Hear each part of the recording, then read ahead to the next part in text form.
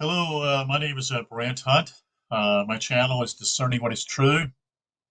I'm going to be reading again tonight, as I've done earlier this afternoon, a study on numbers, I should say, by Rene de Schwartz, a Frenchman.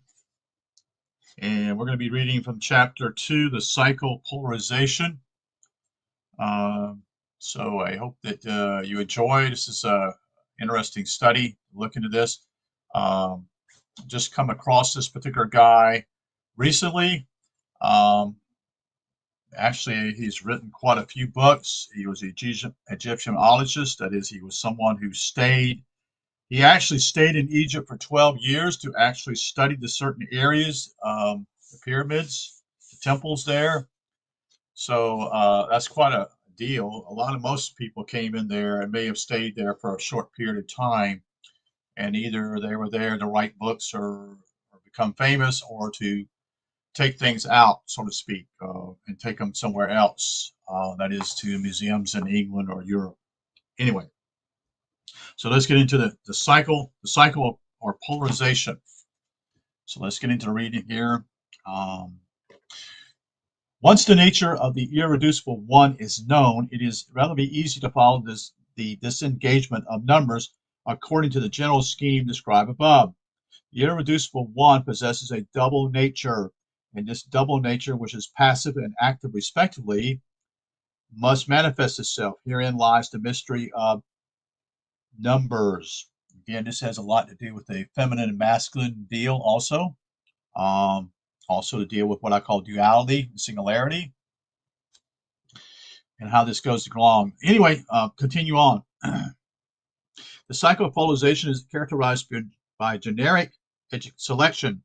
The irreducible one is equally feminine, that is passive, and the masculine being active, but its nature is not androgynous. Let me read a little bit thing else here. He's got a appendix here. He says, "We have tried to make this part of the study of numbers, which is by its nature extremely abstruse, as clear as possible, in order to encourage personal research along these lines. It has entailed returning several times to the same phrases and giving points of reference in Kabbalistic studies. Given the small space at our disposal, personal research on the part of the reader will inevitably be necessary.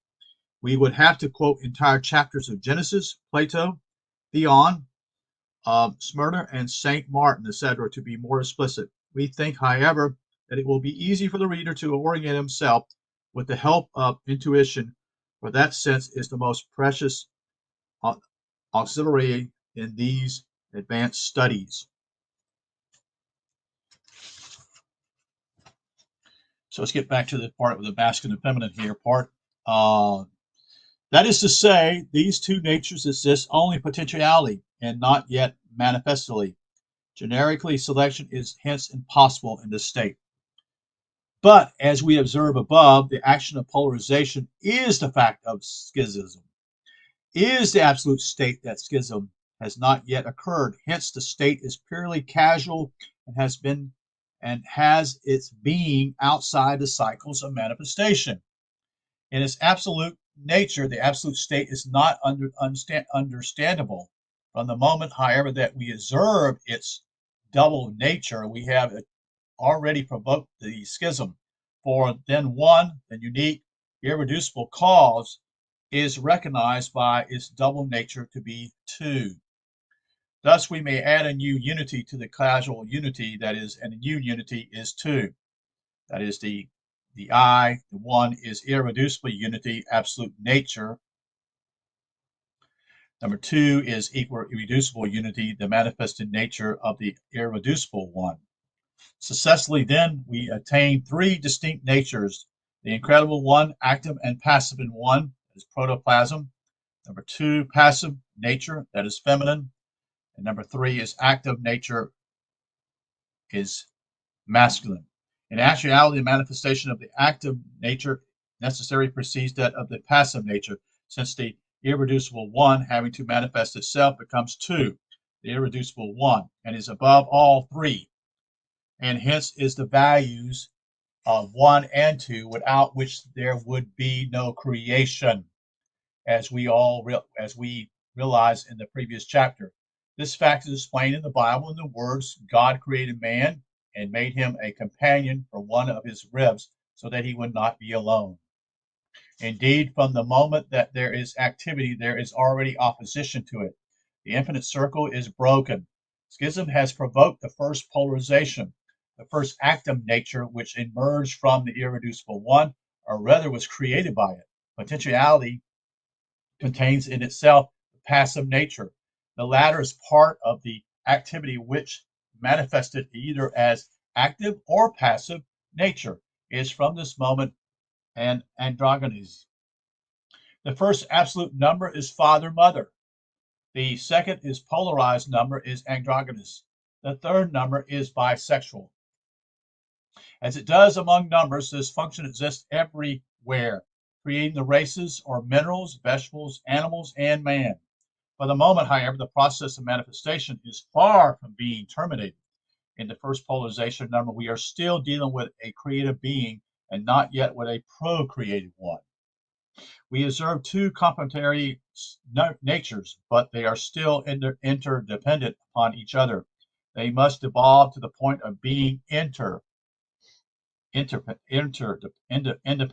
That is, to the moment when the feminine and masculine natures become individualized and organized. The creative must have procreated, and the procreative must likewise have procreated in its turn. How are the two natures distinguished? The active nature is what we call, in polarization, the moment of the arrival of the current. In the circle, it is the part which possesses and therefore the part which can give. It is quality, force, and energy. The passive nature is the moment of the departure of the current, the part which is left. It is empty and hence can receive. It is opposition to activity, for it determines a quantity for a quality. It is the punctuated nature which created by the quantitative determination of vital activity. Quality is the number and quantity is the value which measures and fixes the quality. When the first three unite, are defined, and have formed their first two numbers, a new polarization occurs, and a schism necessary for the manifestation of the two natures. Consider the first triangle here at the top here. We find that the one, which is the father, mother, and two, which is androgynous, these two numbers form three units. Following the sequence comes the numbers 3 or 3. The U triangle will therefore be in this particular direction here where my finger is below.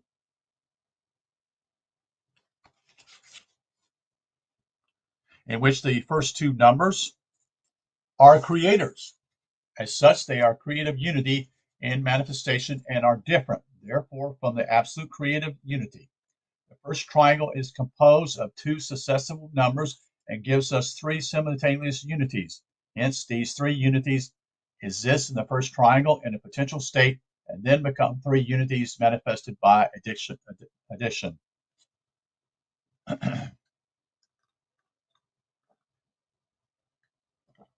From this moment on, the first triangle is a creative unity in relation to the third number. A man similarly becomes a father in relation to his child, a quality which cannot be taken away from him.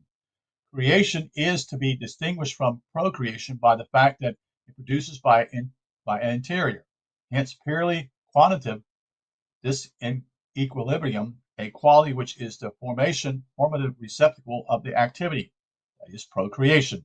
On the other hand, requires an activity working on an independent resistance of the same evolution, if we consider the first triangle. We can see that it is composed of five natures. First, one, which is the two natures in one. Second, which is twice, such that it is each one, the two natures are potentialities differential. Hence, this triangle has two passive or feminine natures, two active or masculine natures, plus a nature which cannot be defined other than by the very imperfect term called father-mother. Thus, like the number 3, the number 5 is creator. But the number 5 still only constitutes the different non-manifested nature of the 3. Creation will not be concluded until all these natures existing in a person, that is, in a potential state, are manifested one to one, that is, until they have taken on form, hence quantity. In the beginning, it is very difficult to disengage or isolate these different functions. As long as we are in a certain state, it is real for us. But as soon as we pass to the state created by and hence following it, it is apparently no longer so. We descend with its creation, which is to say, our consciousness is modified.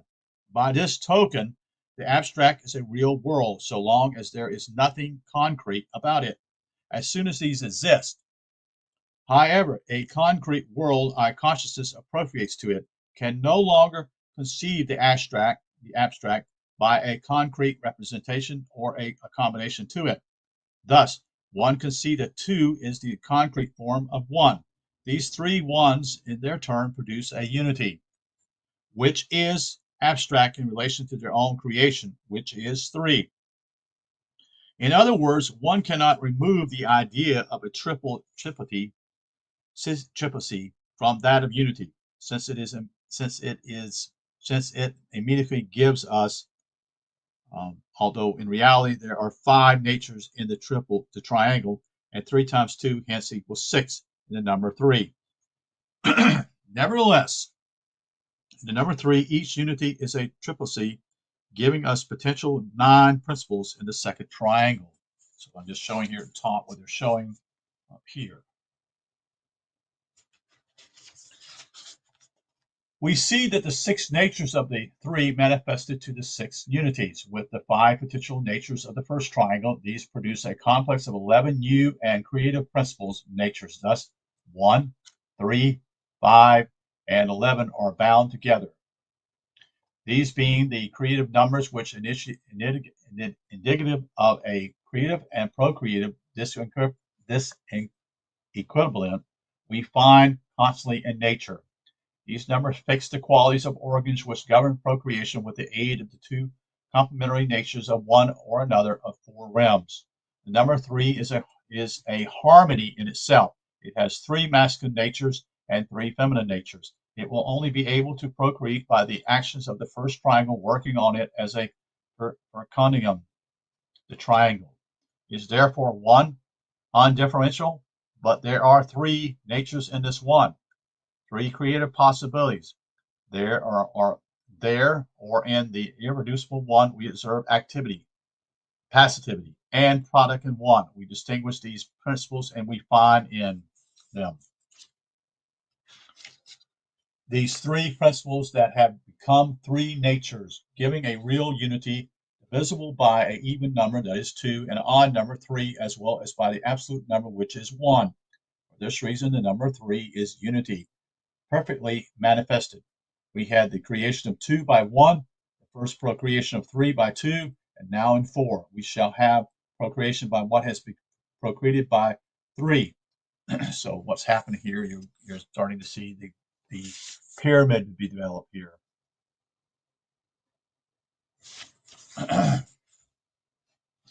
The 4 contains 4 times 2, hence 8 natures, plus 1 times the triple nature of the original Trinity, from which we derive the potentiality manifestation of the 11 natures of.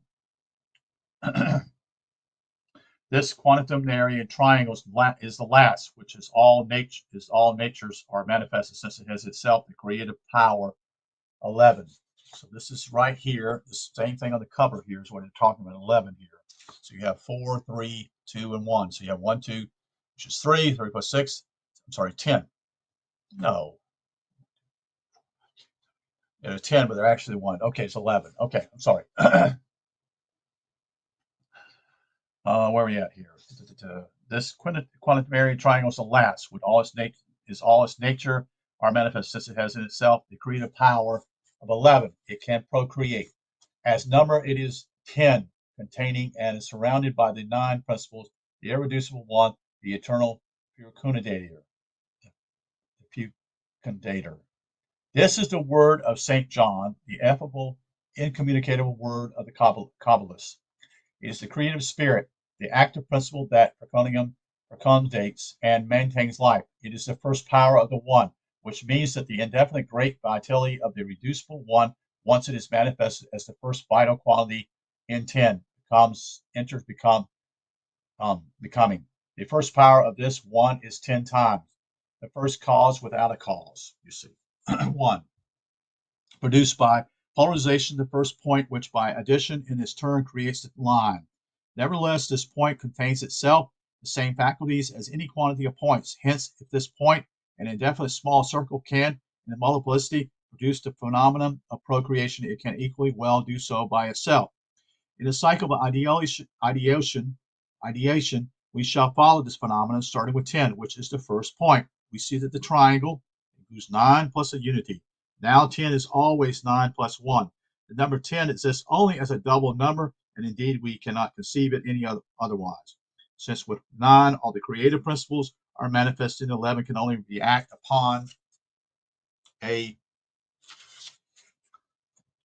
new independent activity. Now, in relation to this absolute, procreation by what is procreated equals a creation relative to phenomenon or a concrete multiplicity.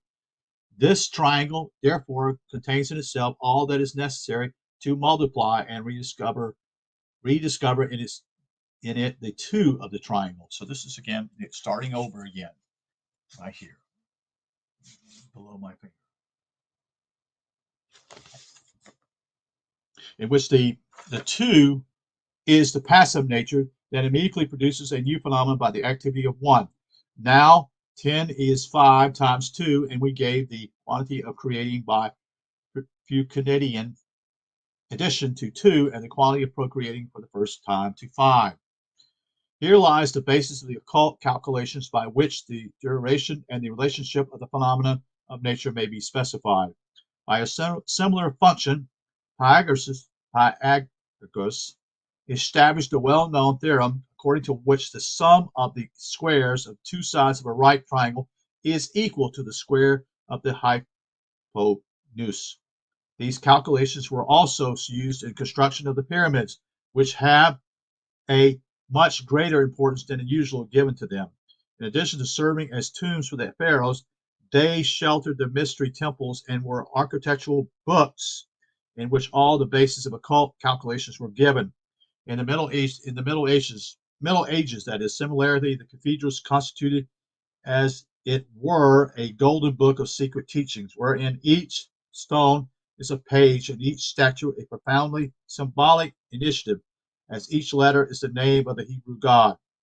Each unity is a triple power and a double nature, active and passive. Their 2 natures are linked to each other by mutual action and reaction, which explains the nature of the spirit between the Father and the Son, the nature which manifests in the 2 between the 3. This double nature exists in every creative thing. There is nothing that is creative if it is not by the definition of the 2 natures. And there is nothing that is not held in equilibrium. Therefore, the succession of numbers is in order of appearance, that is 0, 1, 2, 3, 4, 5, 6, 7, 8, 9, 0. It's a series of 9 numbers framed by 2 zeros, the first of which is a creative value, as the last is also, but the last is the first power of the preceding 1. The 0 that precedes the series of numbers from 1 to 9 represents the absolute 9, the first circle, which limits the boundaries of the world. It becomes 0 as the 10 came from the 1, but it belongs to the world of principles, to the causal world. Here, 0 is also a number, the most powerful of all, because it contains, as we may see by the evolution of 10, all knowledge and all powers. In this concrete world, we suffer under a constant illusion that links the end of the road that we see to the part that we have already revealed, what we have already traveled, and thereby we mix up past and future and make of it as present. The series 1 to 10 is therefore accurately only as quality, because true succession makes us place one after the other qualities principles, functions, and quantities, from which follow quite another numerical order. This is not the occasion to speak of it, but readers will probably notice how the numbers 3, 1, 4, 1, 5, which represents the famous pi, or the relation of the diameter of a circle to its circumference. The relation of 1 to 9 may be implied by the mutual constant action and reaction of these two natures. In other words, nothing exists without the life of the spirit. Each thing in nature, reduced to its simplest physical form, becomes again divisible by 3 and by 2 and by 1. From this, we derive the alchemy theory of the composition of matter. The way to compose this matter, to separate these two natures, therefore becomes easy to know as soon as one knows numbers. Up to now in our study, we have learned to know numbers as principles and values. From 0, we have come to 10, the first point, which was symbolized by the point in the circle.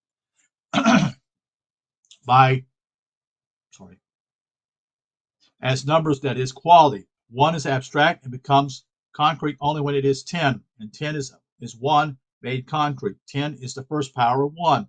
The second power of 1 is 100. Therefore, 10, the quality, is 1 being value, and it becomes a triangle, simple triangle. Our abstract 2 contains its creative correspondence in its passive nature in 20, which is 2 plus 9, for 0 always equals 9, and hence is 11. The perfectly created number, the 3 of the causal or abstract cycle, is the manifestation of 30, or 3 plus 9 equals 12.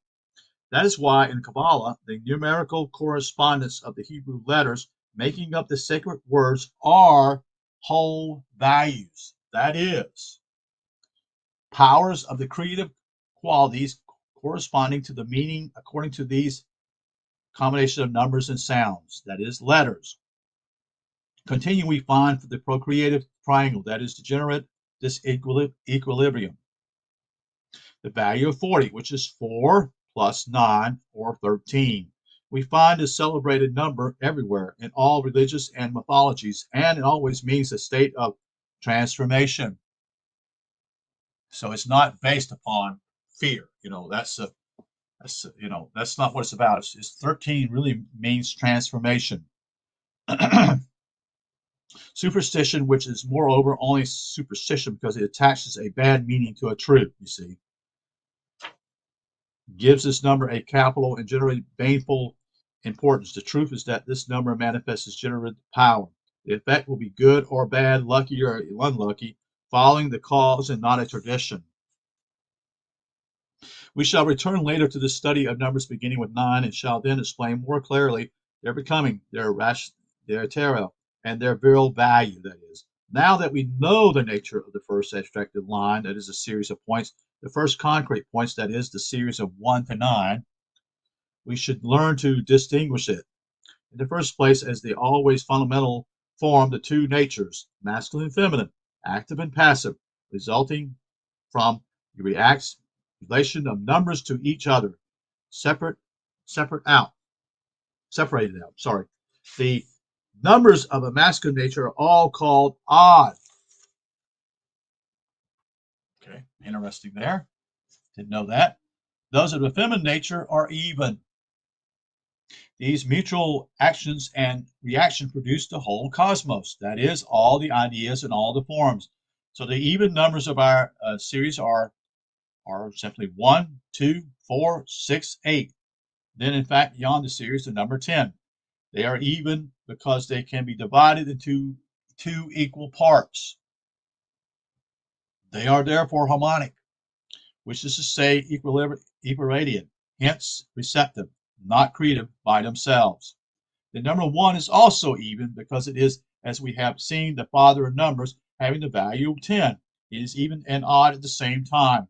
It is what we call the father and mother. As value, just as the irreducible one is so as quality. The odd numbers are 1, 3, 5, 7, and 9. And they're masculine because they are creative. They are active. Disharmony, hence disequilibrium. They cannot be divided into two equal parts. And except for the number 9 or 0, they can only be divided by themselves and by 1. The number 9 is zero manifested. It is its form, as we shall see later. Numbers 3, 5, and 7 are hence the creative principles of the world having its existence, existence by 9. Thus, there is a triple world, a quintuple world, a septuple world, and these correspond to the cycles of polarization, ideation, and formation, for which lack of these numbers is respectable the foundation. That is the conclusion of chapter 2 of the book, A Study of Numbers, tonight, by Rene Schwaller de Lubicz. So, a conclusion this tonight of chapter 2. Thank you for being here and appreciate your time, and we'll talk to you soon. Take care.